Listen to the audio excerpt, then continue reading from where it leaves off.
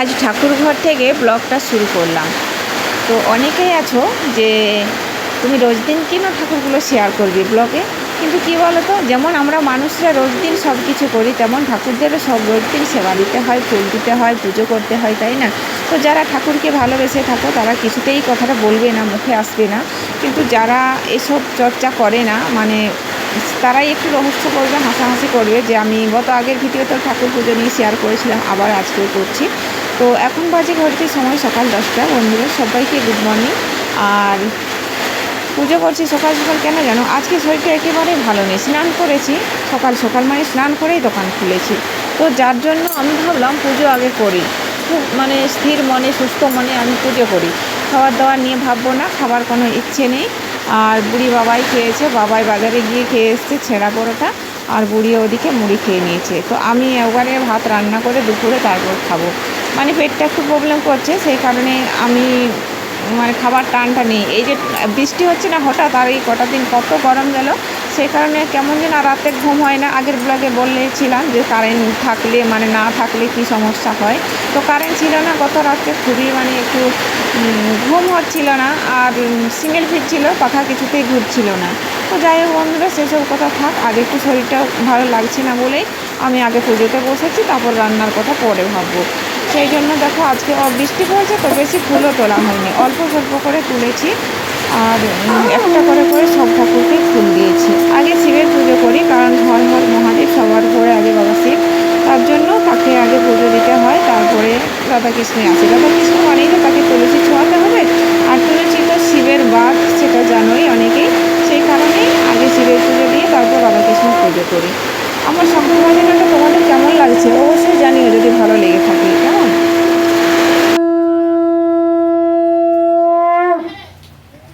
সকল ঠাকুর নিয়ে পুজো করে নিয়ে শেষে কার্তিককে খাওয়া দাওয়া করাই, কারণ কার্তিককে খাইয়ে দিতে হয়। কার্তিক তো আমার ছেলে, কার্তিক হচ্ছে আমার বড় ছেলে, বাবার থেকেও বড়। ও আমার বড় ছেলে, বড় ছেলেকে এইভাবে খাইয়ে দিতে হয়।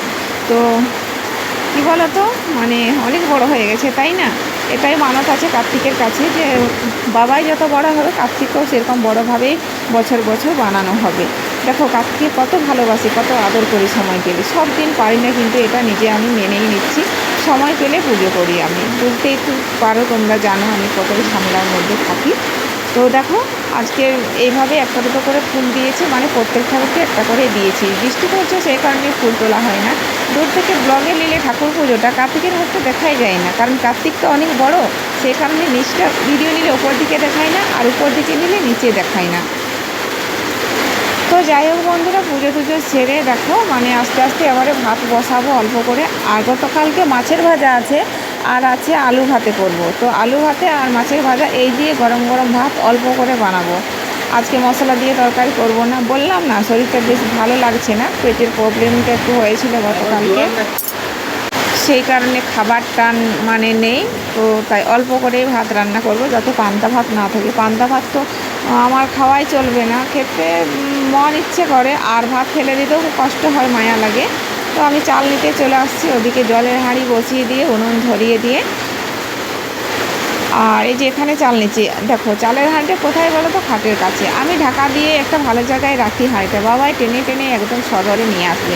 চালের গন্ধ শুকে কী যে ওর ভালো লাগে, এই গন্ধটা জানি না, দু হাতে ধরে চালকে মস্কুটে মস্কুটে গন্ধ শুকে। তো চালগুলো একটু কুলো দিয়ে আমি মানে পাছড়ে নিচ্ছি, কারণ পাছড়াবো আর কি। পাথর থাকে, তারপরে এই যে খোলা থাকে না, কখনো কখনো ছোটো ছোটো ইঁদুরের বাচ্চাগুলো পায়খানা করে দেয়। আবার মানে যতই চাপা দিই, ওই যে বললাম বাবাইয়ের গুণ, কী যে ভালো লাগে ওর চালের গন্ধ। তো পাছড়ে নিলে আর ধুলো বালি পাথর সবগুলোই মানে উড়ে যায় আর কি, পরিষ্কার হয় চালটা। তারপরে 2-3বার ধুয়ে দিলেই হয়। আর এগুলো রেশনের চাল, গর্ব অহংকার করে বলছি না বন্ধুরা, মানে আমরা রেশনের চালেরই ভাত খাই কিন্তু। আর এইভাবে বাছাও শিখেছি কেন জানো তো, ছোটোবেলায় খেলতাম, প্র্যাকটিস করা আছে। মানে সে বাঁশের কচি বাঁশের থেকে যে খোর, বাঁশের থেকে যে একটা করে মানে বাকলা বের হয় কুলোর মতো দেখতে, কিন্তু সেগুলো তো সোঙা থাকে, সেই সোঙাগুলো বালি দিয়ে ঘষে ঘষে তুলে দিতাম, না হলে হাতে ফুটে যেত। তারপর সেগুলো দিয়ে বালি পাছড়াতাম, আর ভাত রান্না করা, তরকারি রান্না করা, মানে রান্নাবাটি খেলতাম আর কি। তো ওদিকে চাল হাঁড়ির মধ্যে দিয়ে দিলাম। গতকালকে ছানাটা রয়ে গিয়েছিল, ফ্রিজে খাওয়া হয়নি। আর যেহেতু ফ্রিজে ছিল ঠান্ডা আছে, ভাবলাম খেলে হয়তো একটু পেটটা ঠান্ডা হবে, সেই কারণে ছেঁকে অল্প করে চিনি দিয়ে মেখে খাবো বলে। বাবাইকেও দেবো, বাবাই আর আমি দুজন মিলেই খাই।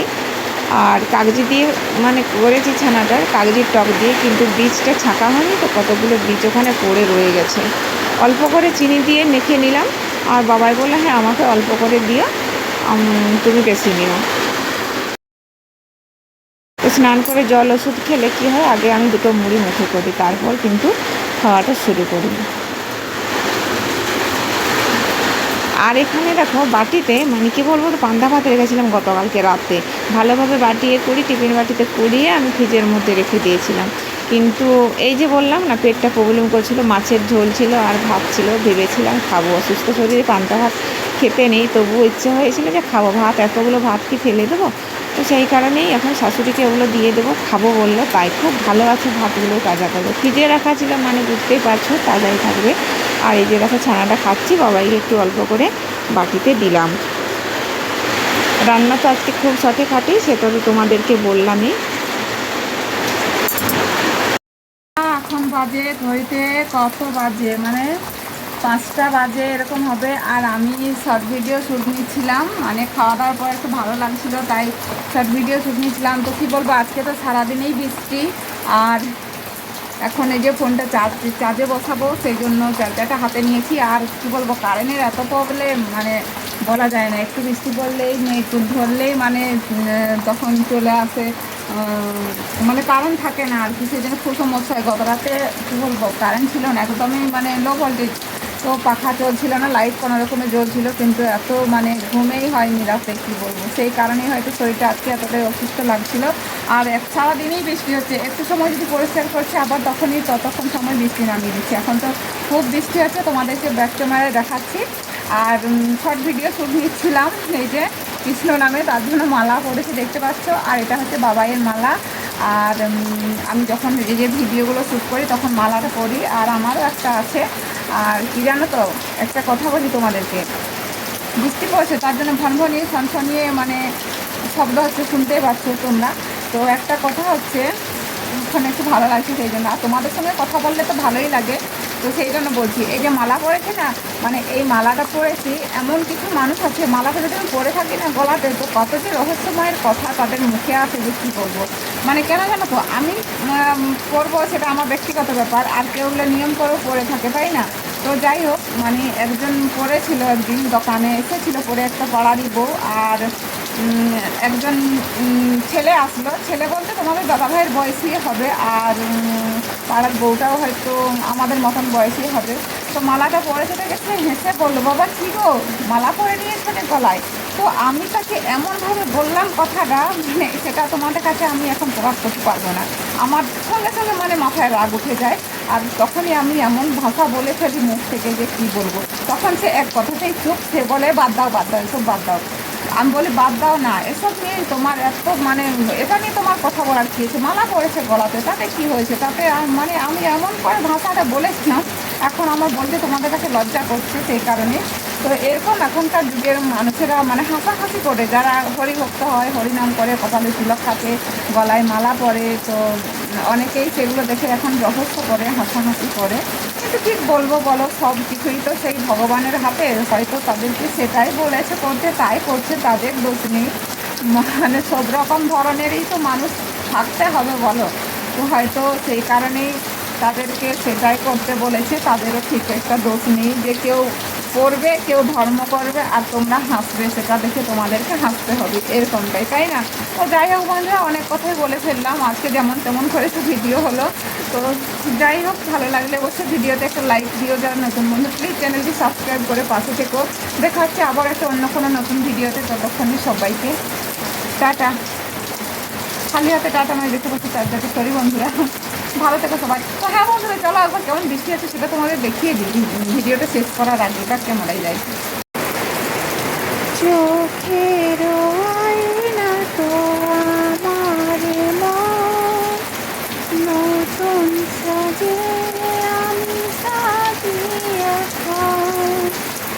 কাজল না কাপন না কোন আমার নয়ন, তুমি তো মন। তো বন্ধুরা দেখো বৃষ্টিটা শেয়ার করতে করতে নিজের গলায় মানে নিজের খোলা গলায় গানটা গেয়ে শোনালাম। মানে কেন জানো তো, মানে হচ্ছে ভিডিওটা এই লাস্ট শর্ট ভিডিওটা নিলাম ওই গানে, সেই জন্য মানে যেটা শেষে যা পরিস্থিতিটা ঘটে থাকে সেটাই তো সবসময় চোখে মুখে ভাসতে থাকে, তাই না? সেই জন্য যাই হোক বন্ধুরা, সবাইকে টাটা।